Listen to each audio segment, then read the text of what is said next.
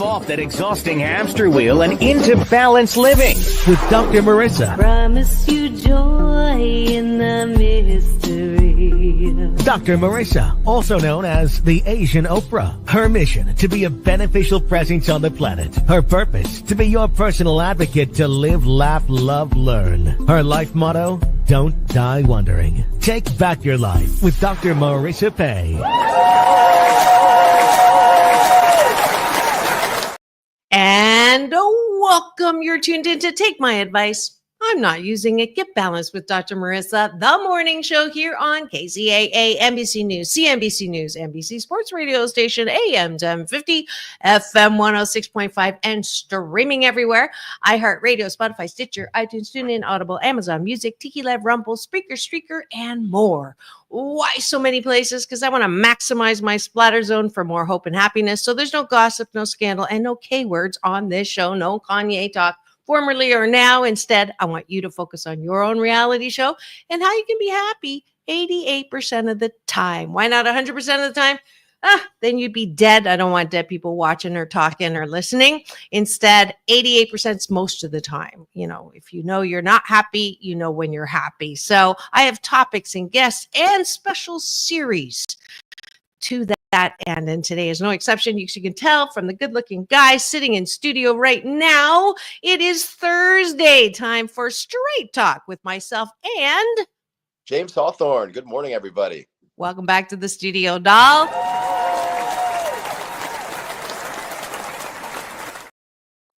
And for those of you who have never tuned in here, I'd be surprised, but you never know. I'm gathering positive folks all over the place.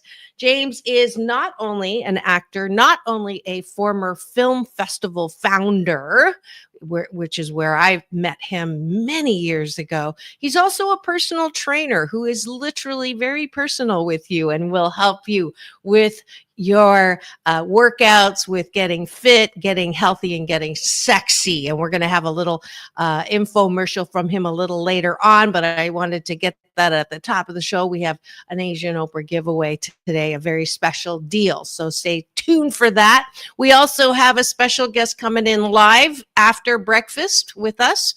His name is Gabe. It's on my lower throat. He's a travel guy, and he's coming with some holiday travel tips. His name is Gabe, and the last name is a nice Italian. He's been on, here we go, Saglie. He's been on my show before. He's coming in live and hot today. So I'm going to have two hot guys in studio.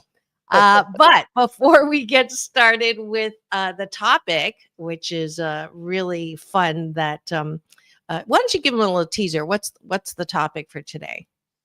We're talking about being proactive rather than reactive in your dating and relationship life at all stages, and what that looks like when you're proactive, or what it looks like if you're reactive, and the consequences that could go with it.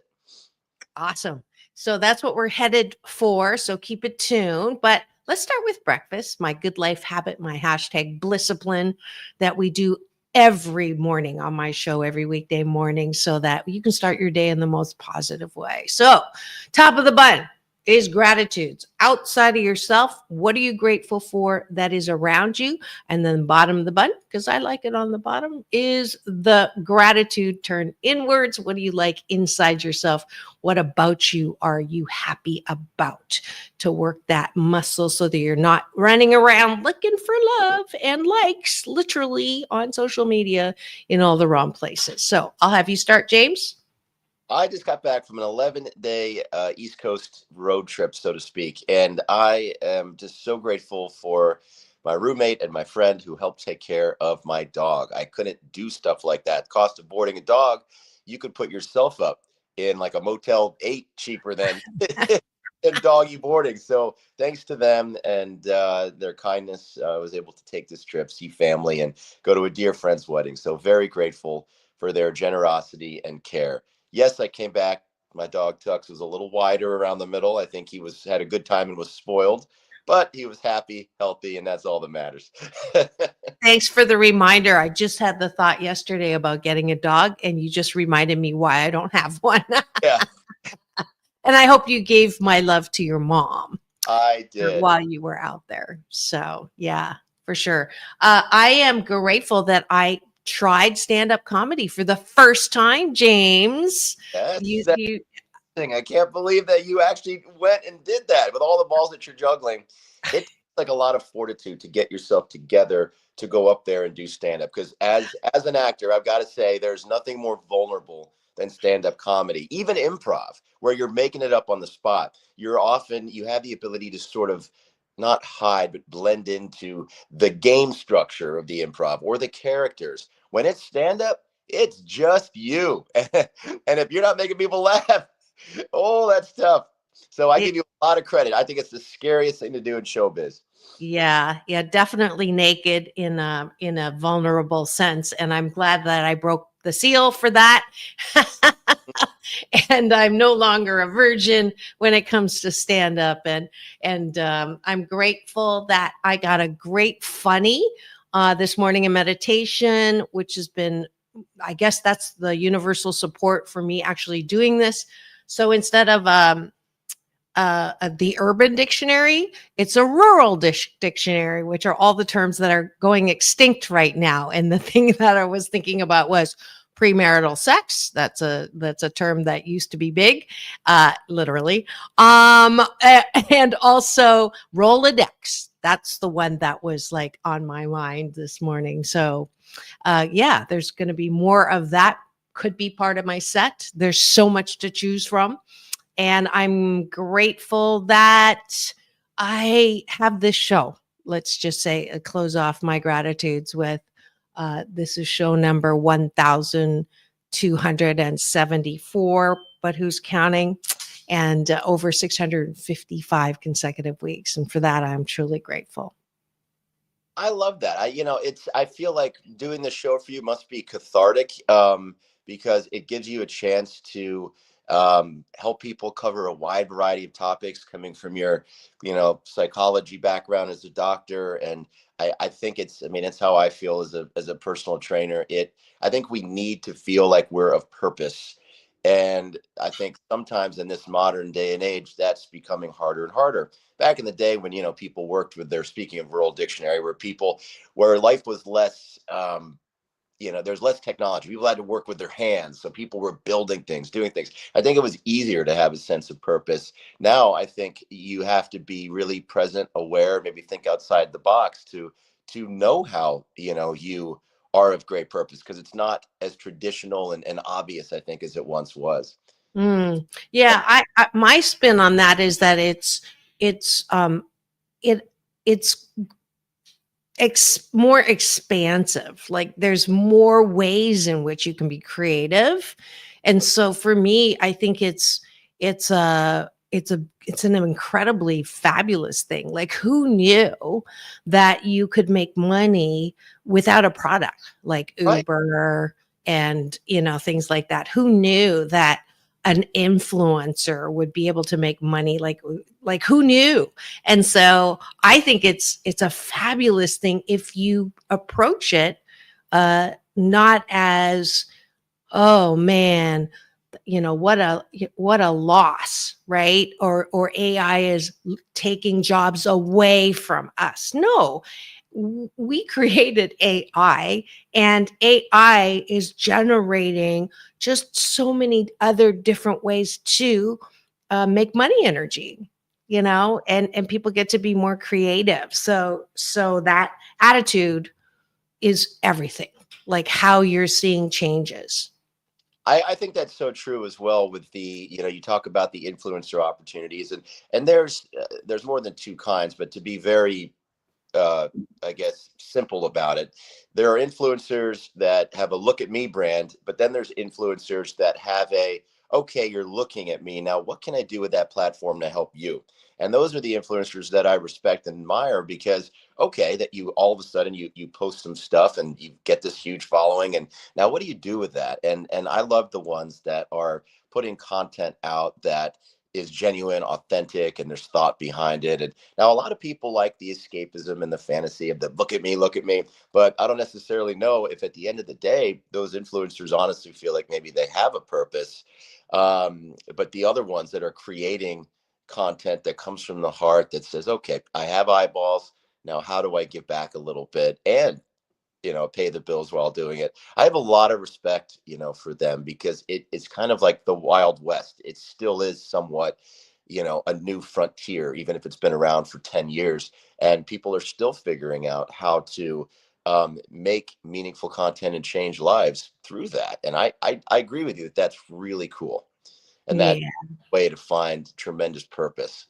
Yeah. And I don't know if you were referring at all to me, but I will No, take a little bit of that as a sure. compliment. I was. You are definitely in. You are definitely in that bucket. But just like the AI thing, that are new, it's always here, and it can be used for good or evil. With great power comes great responsibility, and not necessarily. Yeah. But let's just say that it can be used for complete inconsequentialness if you're not looking at your life and the world as, how do I contribute something that makes everything around me, better. And I think that's actually something that we're going to get into today when we finally get to the topic. How do I, invest in the relationship and create a wellspring of wonderful things, uh, Yeah. Yeah. in this dynamic between us, as opposed to just showing up and saying, here I am now, entertain me, love me.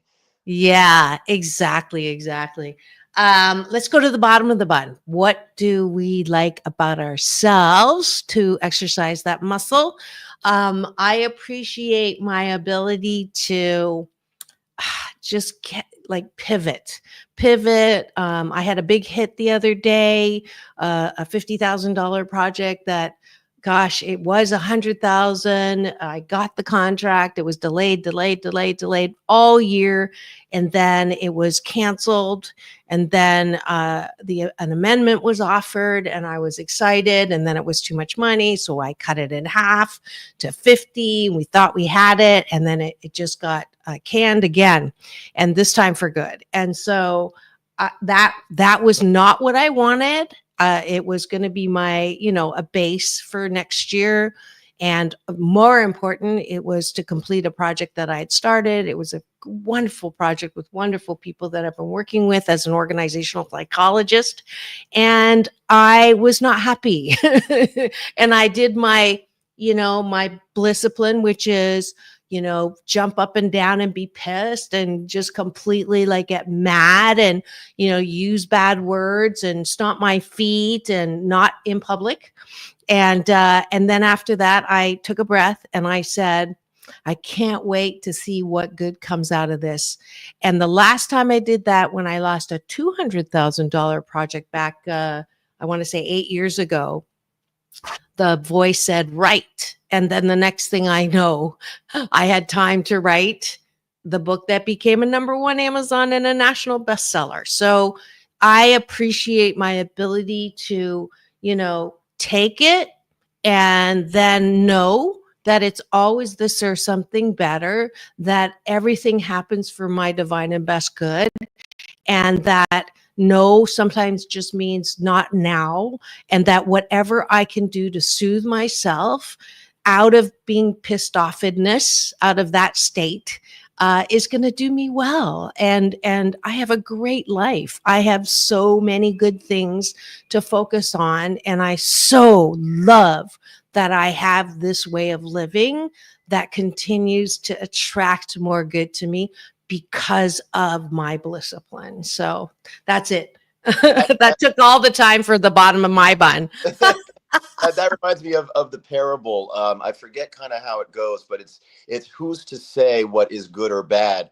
And it's about, this guy who seems to be up and then he's down, and the neighbor keeps saying, oh, I'm so sorry for this. And then something good happens. Oh, I'm so happy for you. And the guy who's all the stuff is happening to keeps telling the neighbor, who's to say what is good or bad. And I think we so often miss opportunities because we misdiagnose obstacles. We, Mhm. oh, this is a problem, this is a negative. We misdiagnose it as a problem, an obstacle, or a negative. But who's to say what is good or bad? You could look at it instead and say, well, okay, what other opportunities does this open up for me? So I think we have to be careful, or not careful. We have to seize the opportunity to not be quick to label. the things that happen, in our lives. And I think that also goes to dating and relationships. You don't necessarily know if a certain character trait in somebody, it might initially rub you the wrong way, but maybe that's because that person identified something in you that, inadvertently, and identified something in you that needs to change or grow. And you felt the little pain point. And so if you just reflect on it a bit, you might not say, oh, well, I don't like this thing about this person. You might go, that made me feel uncomfortable. Why? You know what? Maybe there's something in me that can change and grow. Yeah, yeah. That's the expression. If you spot it, you got it. Yeah. I hate that. You know, I hate it because it totally ruins my ability to be critical. Anyways, during my little soapbox there, someone gave me the finger, not that finger, but this finger. And I want to just say thank you for that. And we love it. If you're driving right now, listening on the AM at 1050 FM 106.5 side, please do not do a reaction or do a comment, but we do really want to invite you to participate with us, because it is a lot of fun when we get to put your comments on the screen or interact with you. So go to my YouTube TV channel, which is live every weekday morning from 9 to 10 with different topics and different co-hosts. And today is Thursday and time for Straight Talk with Dr. Marissa and James Hawthorn. And we're going to finish off taking a bite of my gratitude sandwich when we have breakfast first thing in the morning. James is going to give one thing that he likes about himself, which is the bottom of the bun. Sometimes this can serve as a detriment in relationships. However, I'm happy I have this quality for life. I can completely shut off like panic mode, but that also means I can push my emotions aside, which sometimes is good, sometimes bad, and be a problem solver. So when I'm faced with like a crisis or an issue, I can just get very, okay, here's the problem. Here's what we're going to do. Let's solve it. And that's helped me push through challenges in life, I think, more efficiently and faster. And it's helped me get through some hard times. So I like that I have the ability to do that. And then in time, I've had to learn how to then turn the emotional life back on and come back to being this vulnerable, responsive, reactive in a good way individual. I had to learn that second part, but I'm sure I'm grateful for the first part. Absolutely. Thank you for that. That ends our morning Blissipline, our morning good life habit, which is breakfast, taking a bite of my gratitude sandwich. I do invite you, if you want to change your life for no money, just adopt this exercise every morning for the next 28 consecutive days. That will create a good life habit. This hashtag Blissipline for you, because frankly, my dear, if you can't approve of yourself, how the fork do you expect anybody else to? Self-love, self-care, self-soothing, self-appreciation is the foundation to good mental health. So thanks for joining us for breakfast.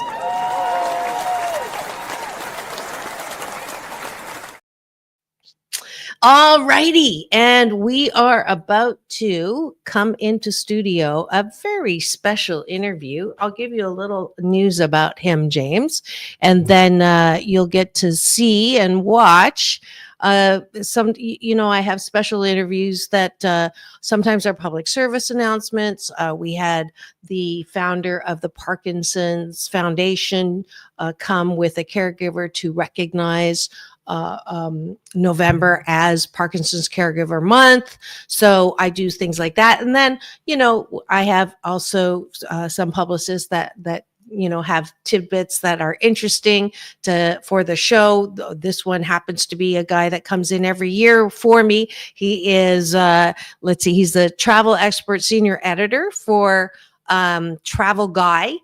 He's a sought after expert on travel deals, tips, and trends, and a founding member of Traveling Pants Media. He's traveled to dozens of countries and logs hundreds of thousands of miles a year. His travels and broadcast journalism background make him one of the industry's foremost consumer travel advocates. He routinely appears on national and regional television and is a senior editor.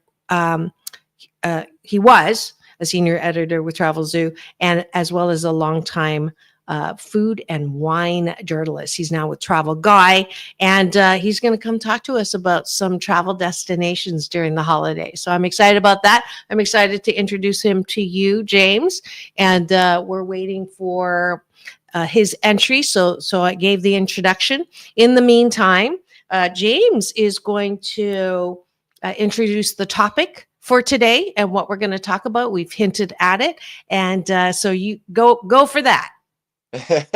We're going to talk today about the value of being proactive in your relationship rather than reactive. And the two are inescapably intertwined. If you're not proactive in terms of investing in a relationship, investing in the other person, sometimes you end up having to be reactive to the conflicts and drama and toxicity that can result from not doing your share of the heavy lifting. And we're going to talk about what that looks like from the first date all the way into, a committed relationship. And we're going to offer some potential strategies for how to do that effectively. And we're going to find some laughter along the way too. Absolutely. And you're going to get an update on my dating process. Yeah, disaster. I'm just saying I've heard through the Coconut Telegraph that someone's dating docket has been busier than the LA court system. Her docket is full, and the judge is ready to officiate and talk about the quality or lack thereof of her dates. So I'm excited to hear about that. So my track record now, I guess we'll go with track record until Sure. we come up with a better analogy. I have one or two up at bat in the pen, and I have had now 23 first dates, 2 second dates, 1 third date, and 1 fourth date. So in order to do that, if you do the math, you know that the fourth date has to be the same person, right? Okay. And I did cheat on him with another first date. That was a disaster. Oh, MG, James. Let's see. I'm going to have to really look at my process. And as a result of these dating experiences, I have come up with a system, which I'm trying to figure out the best way to teach the system. And I kind of want to make money with it because I think it's a good system. It's called the SSBS, and it's a successful swiping balanced system. And there are 8 steps, of course. And it really is not about finding, getting married. It's really about how do I have fun swiping and actually having fun dating. And I figured it out. I have absolutely figured it out. And it has nothing to do with the person. So that is something that I want to absolutely share with you. But we do have our very special guest in studio now.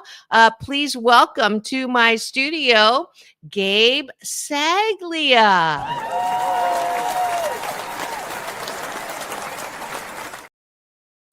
Hello, Gabe. It's so delighted to see you again. Dr. Marissa, are you there? I am. Do you hear me? Oh, he doesn't hear anything. So your mic is on, but I know you have a lot to. Stand by. Oh, there we go. I hear you. Do you hear me now? We're dialing back in. Stand by. All right. But I gave you a little. Let's see. We'll put you in. Gabe is dancing. I don't know if he can hear me. Hello, can you hear me? 2222. Okay. I can hear. Let me get Polly on the line. This is. Can you see me? Hello, Dr. Marissa. Yes. Can you hear me? Yes, I do. Oh, Thank you so awesome. much for having me on today. Thank you, Gabe. Thanks for returning to studio. This time I get to see you. You get to see me. I did an intro for you already. So let's just get into the topic at hand. And the holidays are perfect for making memories and planning for a winter vacation. I love having you every year for the ideas. My travel expert, Gabe Saglie, is teaming up with Visit Denver to reveal why the Mile High City is a magical place that has something for everyone. Saglie is the travel guy and a food and wine journalist. Welcome back to my studio. Dr. Marissa, Yes. a pleasure to be with you. Absolutely. So tell me, what's up this year? What is a good time to travel? Well, it's always a great time to travel out here to Denver. I do love, though, this part of the country for that holiday spirit. It's a great opportunity to tap into the holiday spirit in full effect here in Denver, thanks to a variety of different shows and events that are family-friendly and super accessible. So brand new this year, Dr. Marissa, is a nightly drone spectacular. So Denver has never done this before. First time that between now and the end of the year, through December 31st, for 40 nights at 7 p.m., every night, 400 drones are sent up into the skies over Denver, and they put on a holiday-themed illumination show. It's a 15-minute show. It's a different theme every night. Just sort of a neat, fun, high-tech way of enjoying the holidays by looking up into the night sky. So I think that's very cool. Making a comeback this year is the Mile High Tree. So this is in the center of town, very family-friendly. The locals love it, but a lot of folks do come into the city for this because it is at 110 feet, one of the tallest of its kind in the country. 60,000 LED lights. It's immersive. You can walk into it and really sort of tap that holiday spirit. And it's in the middle of Denver's annual Bavarian-themed holiday market. So again, a variety of different events, activations around the city that really allow you to fold into that holiday spirit very easily out here in Denver, Dr. Marissa. Well, you're the travel expert. So what should someone look for when planning a winter vacation besides the lights? Yeah, so I'm looking at I'm looking out as we speak to this beautiful Rocky Mountains. They're snow-capped, so they got us thinking, obviously, about skiing and about a snow adventure. And I think Denver is a perfect launching pad for a ski holiday. Keep in mind, there's super easy access. I flew in from LA on a United Airlines flight. There were a ton of nonstop flights out of LA into Denver. And then when you land at the airport, you're whisked away on a 30-minute train ride that gets you right into Union Station in the heart of the city. And then you're like an hour or two away from a variety of different ski resorts like Keystone, Arapahoe Basin, which sees a ski season into June most years. And the ski train is back, Dr. Marissa. So Amtrak runs the Winter Park Express, a.k.a. the ski train, which allows you to board at 7 a.m. at Union Station. At 9 a.m., you're in Winter Park, 3,000 acres of ski terrain, 170 trails. You're skiing, you're snowshoeing, or perhaps you're just sitting by the fire, having a couple of toddies and reading a book and watching the ski bunnies zoom by. You're boarding the train at 4:30. You're back in Denver by 6:30, 7 p.m., which means you have time to catch a show, a sports game, or have a great meal. So I do love that idea of just tapping into the ski scene for the day, being back in home base at Denver for the night action. That's great. Now, that sounded like a trip planner. Are there any other suggestions for trip planning? Yeah, so you want to keep in mind that if you're going to try your luck at some of these Rocky Mountain slopes, rent your gear in Denver. It's going to be more expensive if you wait to get to the mountain to rent those skis or your snowboard. That ski train I mentioned does allow you to bring your ski gear on board at no extra cost. Now, Dr. Marissa, you might have your favorite snowboard already. You want to bring that with you. Check the baggage policies for the different airlines. United, which is hubbed here in Denver, will check a ski bag just as they would luggage. So no extra fees there. But there are different restrictions and fees depending on your airline, so budget that in. And you're going to find some great value right now through mid-December on the slopes. And if you come in like mid-March onward, some great spring skiing on the slopes as well. 300 plus days of sunshine here means that you're skiing under sunny skies for most of the season. So something to keep in mind if you want to try your slopes by making Denver home base over the holidays. Fantastic. Now, I'm a foodie, so let's talk about the food scene. You and me both, Dr. Marissa. I've been eating very well out here this week.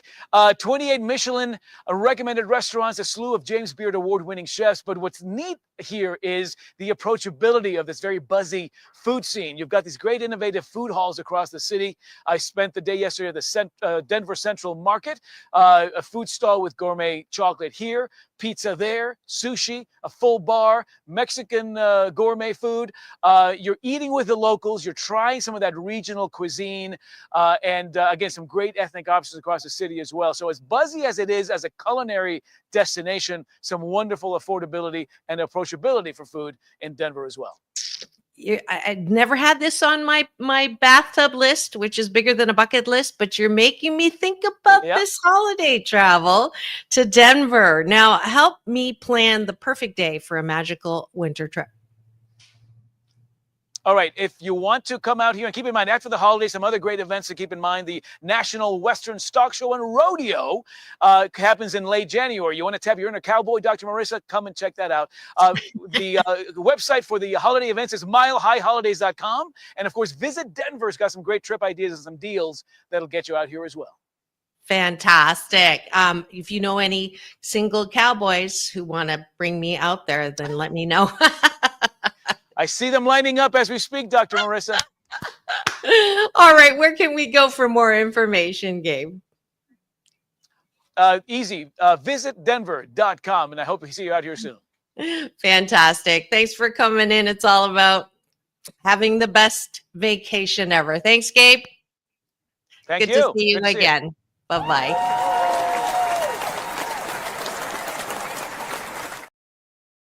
And welcome back, James. We had a quick interview with Gabe. I don't know if you could see from the green room that he's always interesting.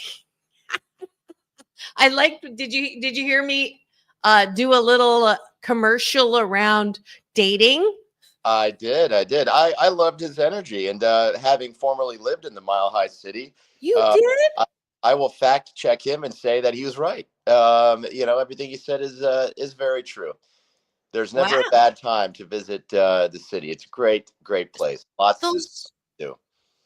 The lights. Do you remember going to see those lights? That I didn't do, but as far as the ease for us Angelenos of getting to and from the airport, which is way outside the city on the train, super easy, and the flights out there are super cheap. So I always look for opportunities to go back and, explore. It's a very different vibe than LA. So I've only been to Colorado once, and that was for my book signing at the Tattered Covers. And I don't know if that's in Boulder, but no, it's in Denver. Yeah, very famous bookstore. Yeah, and it's the reason why I'm a national bestseller, because I made it on that bestseller list. So I have very fond memories. And honestly, I'm intrigued by those pictures. Those of you who are just listening in, you'll have to come and see the visual footage on this interview just now. So just go to my YouTube channel, free subscribe, and you'll get it. Just put in Straight Talk with James Hawthorn and the Travel Guy. So here we go. Topic time. You have introduced it. We're talking about whether it's easy. Relationships, do they have to be that hard, is one of the things that someone mentioned yesterday when they saw the promo. And I've been asked to answer that question constantly, which is kind of ironic since I'm not in a relationship, haven't been for a while, but according to James, there's some work to do. So let's talk about that. Yeah, I'm going to kick it off with supporting and debunking a couple of cliches. They say, look, there should be a honeymoon phase. Some people say it's the first 2 months. Some people say it's the first 6 months.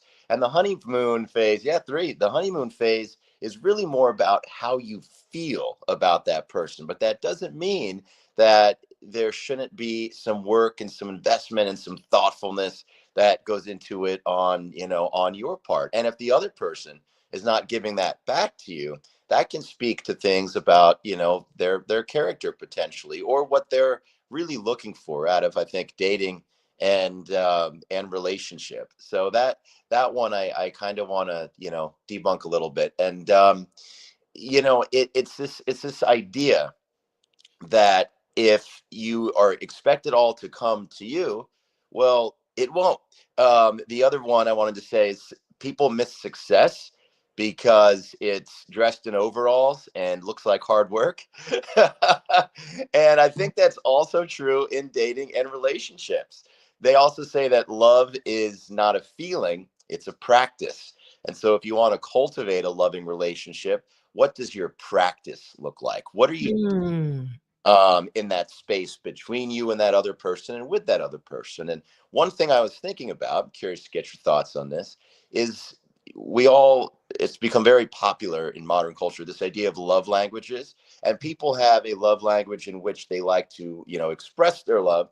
And they also have a love language for how they like to receive love. But might I suggest that sometimes, in as you're building and cultivating a relationship, you try a little bit of all the love languages, even if it's not your first language. There's nothing wrong with speaking multiple languages, learning a new one, because in, behaving in those different ways that show love, you might make that other person so happy and over the moon that something really beautiful develops between you two. And all of a sudden, you now have a second love language that you can practice, and vice versa. I think you can, through the communication, you can talk to and express that other person the ways that you like to receive love. And then that way, they're not flying in the dark. If they care about you and care about building something special with you, they can try some different love languages on for size, that make you happy. So those are just a couple things I wanted to throw out there in building the relationship. And then as a relationship goes on and you're in a committed relationship, I think a lot of people sometimes take it for granted. And that's why the spark fizzles, the love fizzles. And the work there is keeping it fresh and keeping it new and finding ways to do that, and not taking for granted that this person that lives in your house and has a ring on their finger is just going to be there forever and ever. People are dynamic, they're changing. The entity between you two is dynamic and changing, therefore. So I think constantly checking in on that and checking in on your partner. And, hey, we haven't been on a trip in a while. Have you been kind of itching to go on an adventure and planning a trip together? Putting in that effort, I think, goes a long way. And what happens if you don't? I think things, feelings, problems can fester, can bubble up. And then something that was once a little thing can become a big thing that you can't come back from unless the Mhm. communication is really, really good. But Mhm. so I think communication is one of those things, maybe the most important dynamic of relationship, where being proactive rather than reactive can take your relationship to a level of which is the envy of all your friends, or can completely implode it in a nuclear type way. So those are Mhm. my thoughts on proactivity versus reactivity, from the beginning, from dating all the way to, when you're in an invested, committed relationship. I love that. I love the love languages, trying new languages, learning a new language. Never thought about that. I love that. It's right up, right aligned with my brand, right? Hmm. Try everything once. Marriage, divorce. I think that it's a great.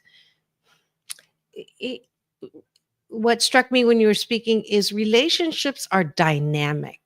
Relationships, like people, are dynamic. And yet, in our effort to make sense of things, we have a habit of pigeonholing or stereotyping. And I understand. I teach this stuff because there's so much information coming at us that pigeonholing and stereotyping is a way to help process through that much data. Because think of how chaotic it would be to have to rediscover a chair every time you see it. Like you really do need to have an understanding of things. But the danger in stereotyping and pigeonholing, even in love languages, is that you're limiting the dynamic nature of a relationship. And that whole expression, you want to pin someone down, is what I'm thinking about. Like, there's a danger in pinning anything down.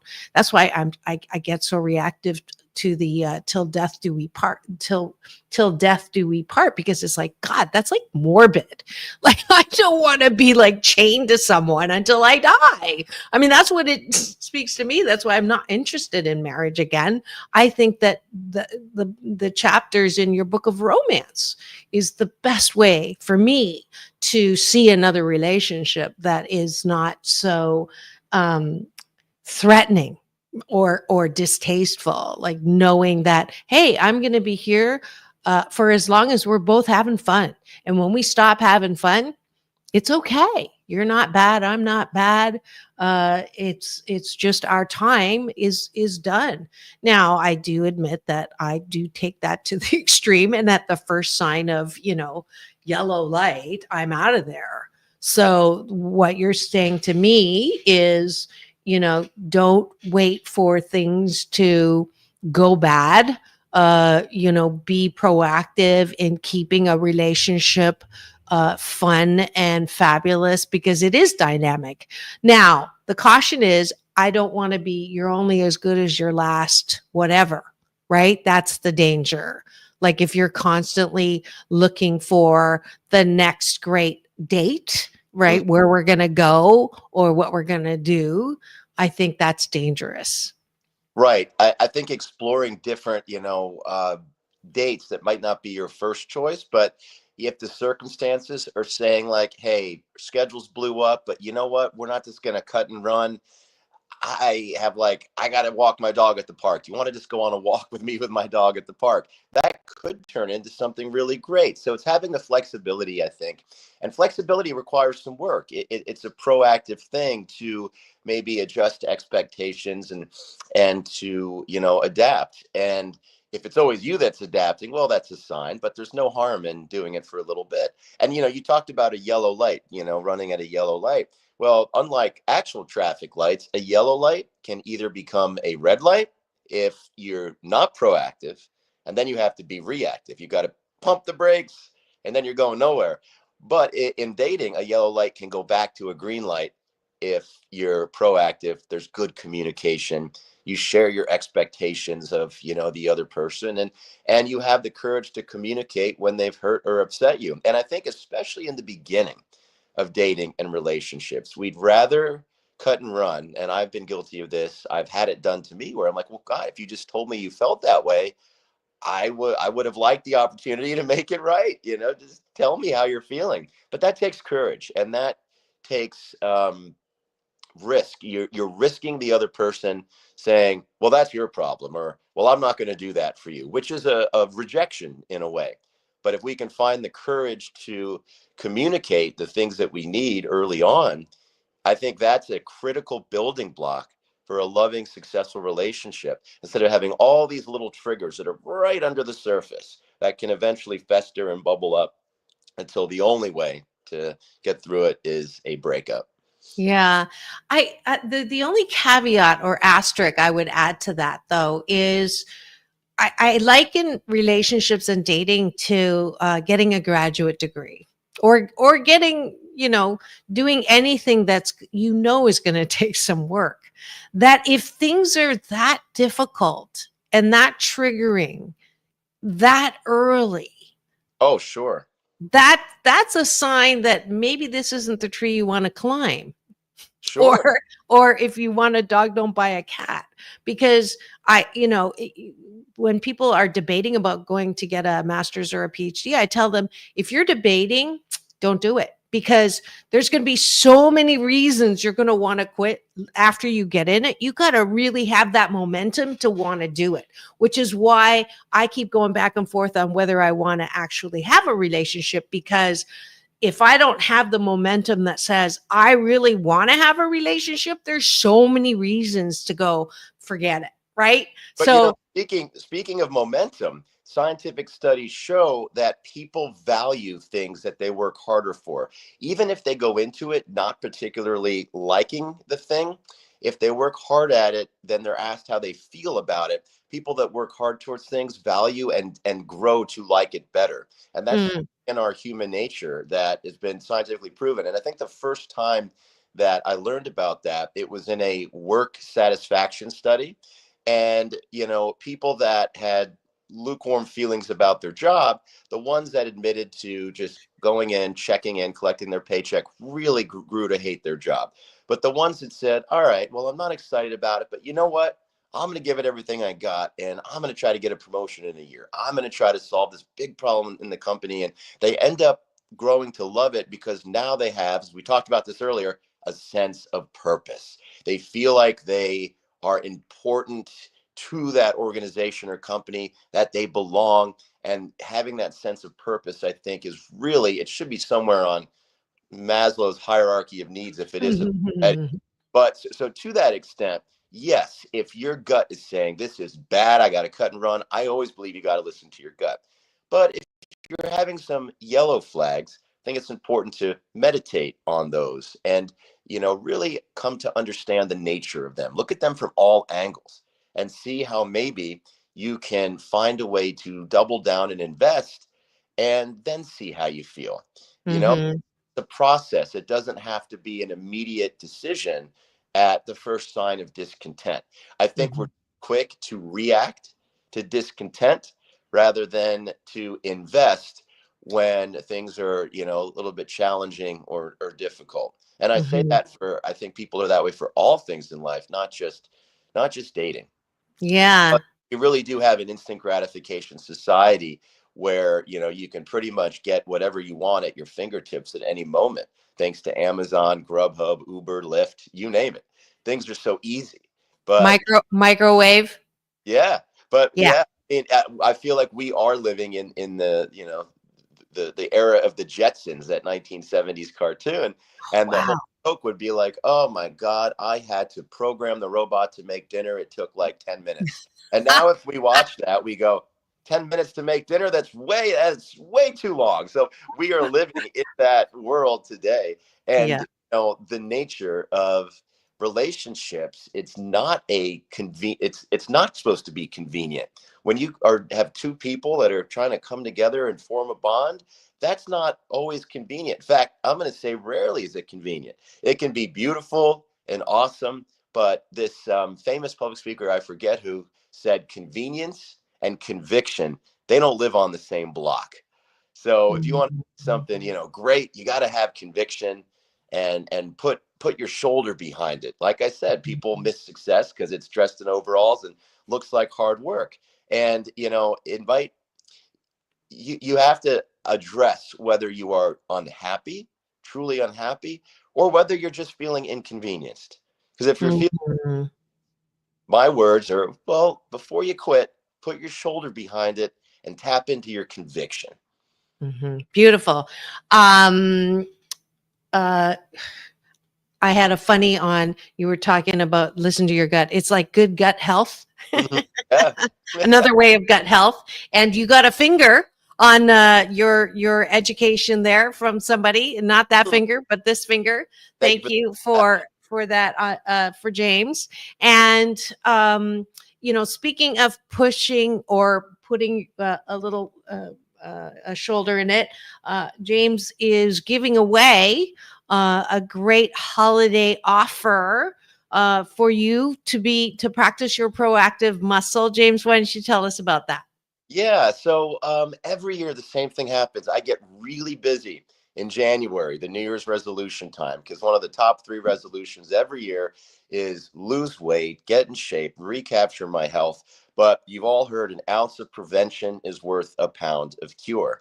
So, one thing I like to work on with clients whenever they come to me is to create like living systems, habits, so that they never have to make a New Year's resolution again, so that they cultivate the skills to always be healthy, pain-free, vibrant individuals. And then the kinds of goals we make together are running your first marathon, or, you know, if my client is 80 years old, being able to keep up with and play with their 3-year-old grandkids and crawl around on the floor and be able to get up, right? Like things that just give them fun and vibrance, take up a new sport at 80. So to that end, I want to offer a pre-resolution opportunity for your listeners, not just of this show, but of any of your shows. So because things get slow before the holidays for me, I'm going to be proactive and say, you know what? I want to do something for the listeners and say, you have an opportunity to truly change your life. I'm going to offer 50% off my normal rates to the first 3 people that decide to jump in. And it all starts with a complimentary 60 to 90 minute session where we go over your goals, your needs. I'm going to help identify the things that you are most important to work on for you to completely change your life. And I'll give you some tools in that very first complimentary session that are going to help you right off the bat. And then if you choose to move forward until the end of the year, until that New Year's resolution time, my rates will be 50% off. You can see me as often as you'd like. I'll make the time for you if you make the time for yourself. So if you're interested in that, you can DM me on Instagram at Action Man Fitness, all one word, Action Man Fitness. Just send me a DM, just say Dr. Marissa or Asian Oprah, anything like that. And I'll know that you're coming from one of these shows. And I'm really excited to work with you and help you go into the holidays with strategies that will help you come out of them fitter, happier, and healthier than you ever have before.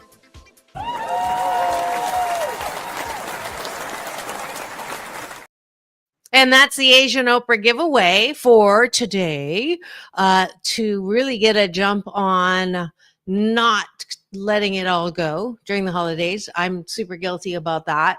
It's like, used to start with Halloween candy. And then it's like, oh, well, might as well just have, eat from now until the turkey and then the turkey until the ham. So that whole, no wonder it's a top 3 thing to do after the holidays is to lose weight, just to get rid of the weight gained just through the holidays. So take advantage of James, my co-host for Straight Talk with Dr. Marissa and James Hawthorn. Here on Take My Advice. I'm not using it. Get balanced with Dr. Marissa, the morning show on KCAA, the station that leaves no listener behind.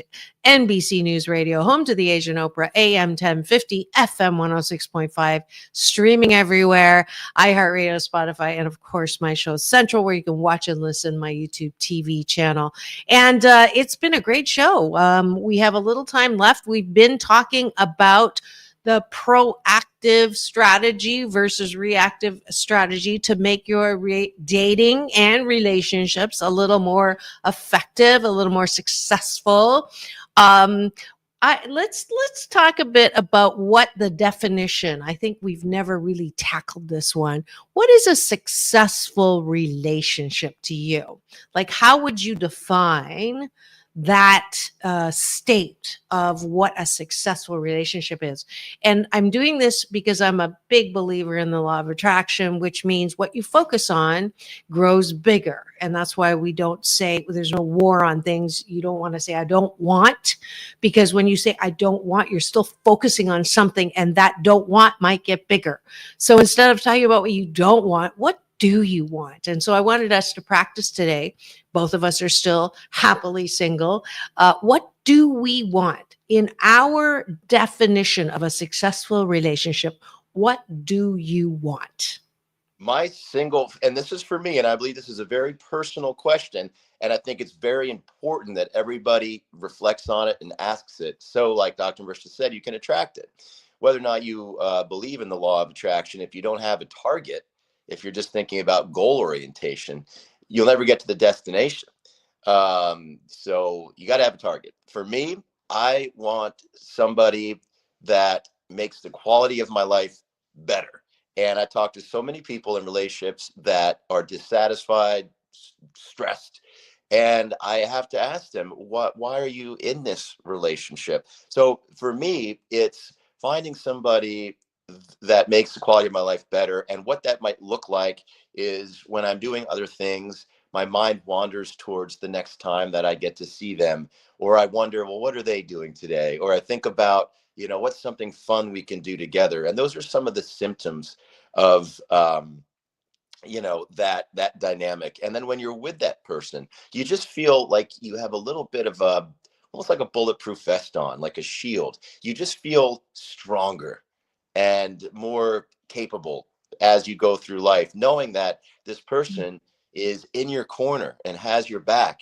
When I talk about somebody being in your corner and having your back, I think you feel that way when the other person is practicing proactivity in Mhm. a relationship with you, rather than passivity and reactivity.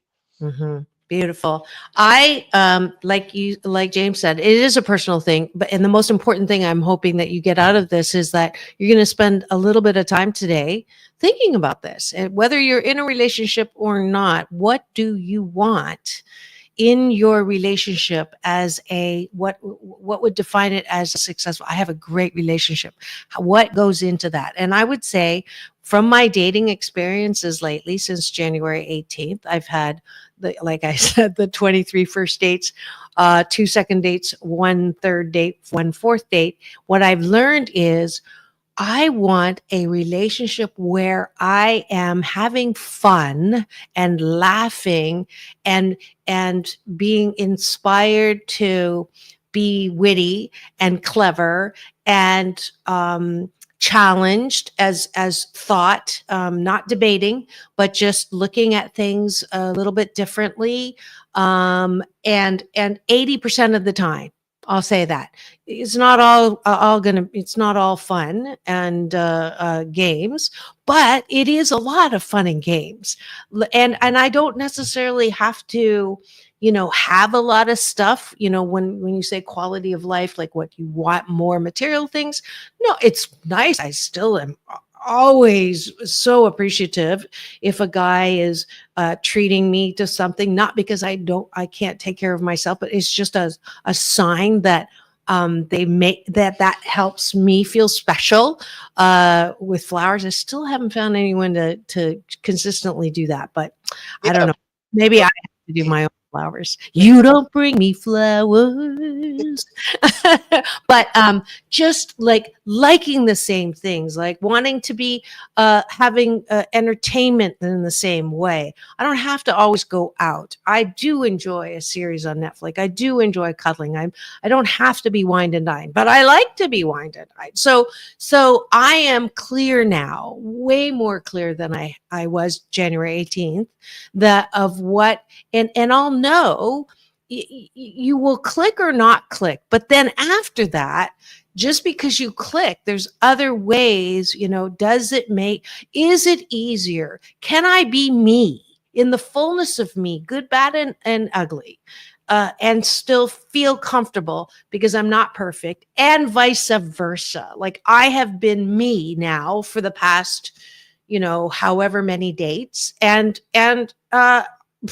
for him, it's a good thing. So that's good. We're going on date 5 tomorrow night, and is this the one? I don't know. I don't think so. We're both still swiping, and it's great, and it's going to be great until it's not great. And when it's not great, we're going to have to look at it. Yeah, but the process is a lot of fun for now. It's making your Yeah, life better. I mean, when yeah. I that so someone that makes your life better, it doesn't necessarily mean that the dating is easy and that happiness 80% of the time thing. I'll give you an example. Let's just say this is true for a couple I know. Let's 1 just minute. that you have a big event and it requires putting on a tuxedo and it's a 6-hour thing and it's gonna be red carpet and lights, and your partner just doesn't like getting dressed up, doesn't like public eye stuff. But if that partner's being proactive, they might say, I'm happy with 80%, of this relationship. So I'm going to do that. I am going to, it's so important to my partner. It'll make them so happy. If I go rent a tux and join them and do it, I'm going to do it. And then something even better can blossom and grow from that. So just when someone's making your life better, it's not 100% of the time thing. Sometimes it requires doing something for the other person because it makes them happy. And guess what? It makes you happy too when your partner's happy, when you care about them and love them. So that's a very specific example of proactivity and maybe how to do it. Fantastic. Great topic. We have to close out. It's all about balance. Peace in, peace out, world peace through inner peace. Thank you, James Hawthorn. Great things to do. Make sure you take advantage of him with his offer, 50% off the training Action Man Fitness on Instagram. Now go and have the best day ever. I'll see you tomorrow. Where is it? There it is.